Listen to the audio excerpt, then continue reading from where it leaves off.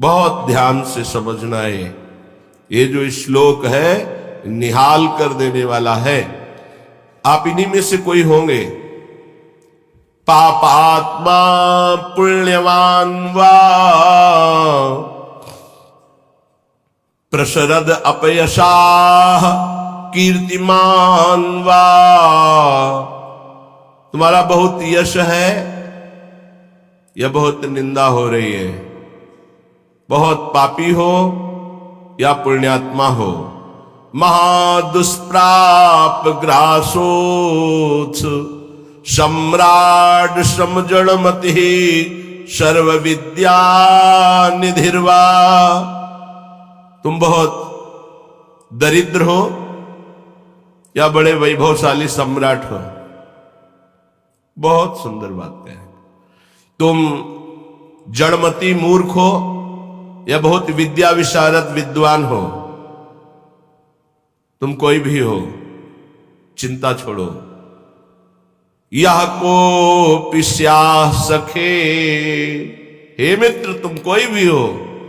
No गणे कथम पीक्षस्व वृंदावनम तच्छिंद छिंद स्वपाशान गुरु निगम गिरास्वी मोहैक सिद्धान। आह, तुम पापी हो, पुण्यात्मा हो, तुम दरिद्र हो या बड़े सम्राट हो, कीर्तिमान हो या तुम्हारी निंदा हो रही है, तुम जड़मती हो या बहुत विद्वान शास्त्र विशारद हो। अब चिंता मत करो।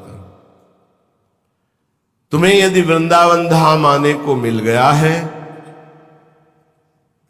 और तुम्हें शास्त्र के अनुसार चलने वाले रसिक सदगुरुदेव की शरणागति मिल गई है, तो छिंद छिंद स्वापाशान, अब तुम्हारे जितने बंधन सब छिन्न भिन्न हो जाएंगे, नष्ट हो जाएंगे।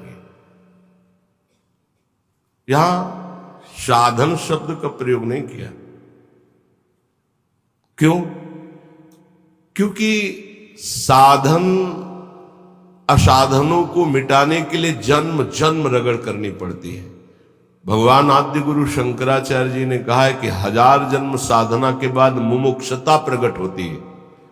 शास्त्र जन्म जब साधना हो तब मैं मुक्त होना चाहता हूं ऐसी इच्छा प्रकट होती है। और भगवत प्रेमी महात्मा का एक क्षण का संग तात स्वर्ग अपवर्ग सुख धरी तुला एक अंग तूलनताय सकल मिल जो सुख लव सत्संग। अगर रसिक संत का संग मिल जाए तो मुमुक्षता नहीं, मोक्ष सुख भी एक पलड़े में रखा जाए, एक पलड़े में सत्संग का सुख, तो बोले मोक्ष हल्का हो जाता है। क्योंकि सत्संग से सीधे प्रेम की प्राप्ति होती है, आत्मरति प्रभुरति। रसिक महापुरुष का हृदय हर समय आनंद की उफान में रहता है। जब आनंद की कमी होती तो दूसरों से सुख लेने की वासना जागृत होती है।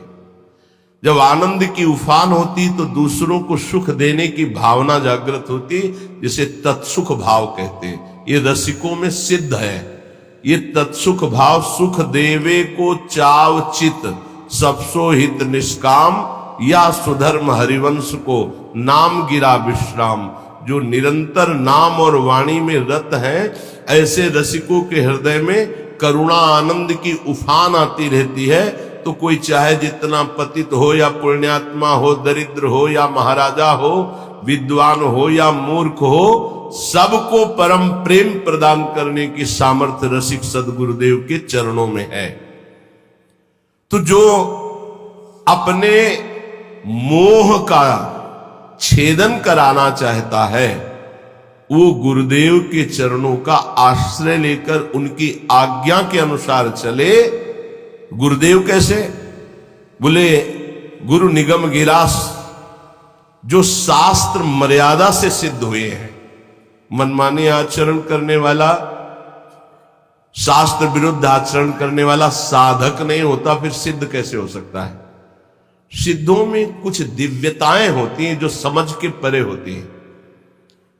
वो हमारी मानुषिक बुद्धि नहीं है, वो दैवी संपदा का सिद्ध महापुरुष, उसकी कुछ ऐसी चेष्टाएं हो सकती हैं जो बालवत या पागलवत दिखाई दे सकती है, लेकिन बहुत ऊंचे में है, जहां कोई कर्म छू नहीं सकता, जहां कोई विषय स्पर्श नहीं कर सकता, जहां किसी भी तरह के बंधन का कोई भी हेतु नहीं रह गया है, वो ऐसी स्थिति होती है। बोले उनके आज्ञानुसार अपने जीवन को चलाना, ये इसलिए शर्त गुरुदेव में भी रखी गई है। तस्मात् शास्त्रम प्रमाणम थे। कोई भी ऐसा साधक नहीं जो सिद्धावस्था की तरफ गति कर रहा हो, शास्त्र विरुद्ध आचरण करके सिद्ध हो जाए, असंभव। तो फिर गुरुदेव कैसे ऐसे हो सकते हैं? ये इसलिए शर्त रखी गई कि प्रायः हम जहां किसी की बड़ाई सुनते हैं, थोड़ी बात सुनते हैं, हम गुरु बना लेते हैं। नहीं बनाना चाहिए। गुरु बनाने के लिए बहुत रुकना चाहिए। वर्ष 2 वर्ष कम से कम सत्संग सुनो, किसी और से नहीं, अपने हृदय से जांचो, किसी और से नहीं, क्योंकि और की मति किस कोटि की है वो आपकी बुद्धि को भ्रष्ट भी कर सकती है, आपकी बुद्धि को फंसा भी सकती है। कैसे? उसने अपने गुरु को प्रभु माना है और वो कहेगा मेरे गुरु से बढ़कर कोई नहीं, और ऐसा है, उसका कल्याण हो जाएगा उस भाव से। लेकिन आप बौद्धिक स्तर के तर्क भी करने वाले हैं, तो आप अपनी बुद्धि से गुरु को पहचानिए। कोई कह रहा है कि ये पाखंड है, ये उसकी बुद्धि का है, आप अपनी बुद्धि से निर्णय कीजिए। किसी की श्रद्धा और किसी की अश्रद्धा से अपने हृदय में कोई फर्क नहीं पड़ना चाहिए। स्वयं निर्णय करना चाहिए भगवान को साक्षी करके कि हे प्रभु सच्चिदानंद, आप मेरे हृदय को जानते हैं और सामने बैठे हुए हृदय को जानते हैं, तो नाथ मेरे सदगुरुदेव के रूप में आप कहाँ हैं, कौन है, मुझे परिचय दीजिए, तो प्रभु आपका संबंध करा देंगे। अभी एकांतिक में एक भक्त ने प्रश्न किया, बोले आपके प्रवचन सुनते हैं तो एकदम विरुद्ध गुरुजी के वचन लगते हैं, गुरुजी के वचन जब सुनते हैं तो आपके विरुद्ध लगते हैं, तो उनका निर्णय करो आप कि किसके वचन सत्य हैं। तो बोले जब इधर का सत्संग हम सुनते हैं तो लगता है नहीं, जीवन का लक्ष्य भगवत प्राप्ति, तो गुरु पे अश्रद्धा होती है, मुझे क्या करना चाहिए। साधक फंस जाता है, उसको लगता है, वो खुद बोला, मुझको लगता है यदि मैं शास्त्र विरुद्ध चलता हूं तो जीवन बर्बाद होता है गुरु की बात मान के, और यदि आपकी बात मानता हूं तो गुरु का अपराध लगता है, क्या करूं। नहीं, डरने की जरूरत नहीं। गुरु बलि तजेऊ कंत ब्रज बनितन भे मुद मंगलकारी। गोस्वामी तुलसीदास जी बड़े सिद्ध महापुरुष हैं। भे मुद मंगल का, वो स्वयं मंगल नहीं, दूसरों का मंगल करने वाले बन गए। भगवत प्राप्ति नहीं तो जीवन का लक्ष्य क्या है? क्या लक्ष्य है? केवल विविध प्रकार के भोग विलासता पूर्ण संसार को सत्य मानकर भोगना? नहीं नहीं नहीं, बिल्कुल भुलावा, बिल्कुल भुलावा। हमें भूल भुलैया में नहीं फंसना। कभी कभी माया के पार्षद भगवान के पार्षद का रूप रख करके आते हैं, हमें ठग करके भूल भुलैया में लगा देते हैं। नहीं, सदगुरु भगवान श्री कृष्णचंद्र जो हैं, हम उनसे प्रार्थना करें कि यदि प्रगट में गुरुदेव की जरूरत है तो आप मुझे बताओ कहां प्रकाशित हो, या तो उनसे मुझे मिला दो या उनको मेरे पास भेज दो। यदि जरूरत है तो आप ये व्यवस्था करो, मैं तो आपको गुरु मानता हूं, बस निहाल हो जाओगे, हमारी बात मान लो। श्रीपाद कह रहे हैं, रसिक सदगुरुदेव के चरणों का आश्रय लेकर स्वयं मोहिक सिद्धांत, अपने मोह का नाश कर दो, देह की प्रियता, देह के रिश्ते नातों का, तो सिद्धांत तुम्हारे अंदर सिद्धावस्था आ जाएगी। सिद्धावस्था प्रिया प्रीतम के प्रेम रस में डूबना। ये तो बताया शरणागति का श्लोक। आप पापात्मा हो, पुण्यात्मा हो, दरिद्र हो, राजा हो, विद्वान हो, मूर्ख हो, कोई भी हो, निश्चित तुम्हें भगवत प्राप्ति हो जाएगी यदि वृंदावन में विराजमान रसिक सिद्ध संत का आश्रय ले लो, गुरुदेव का। पर गुरुदेव का आश्रय कैसे ले लो? बोले स्वी मोहिक सिद्धांत। मोह आश्रय में बाधा पहुंचा देता है। शरीर का मोह, परिवार का मोह, नाना प्रकार के भोगों का मोह। मोह गए बिनु राम प्रद होई न दृढ़ अनुराग।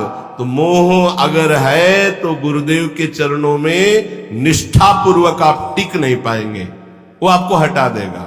और अगर गुरुदेव की निष्ठा में टिक गए तो मोह का नाश हो जाएगा। मोह मूल बहुशूल पद त्यागो तम अभिमान।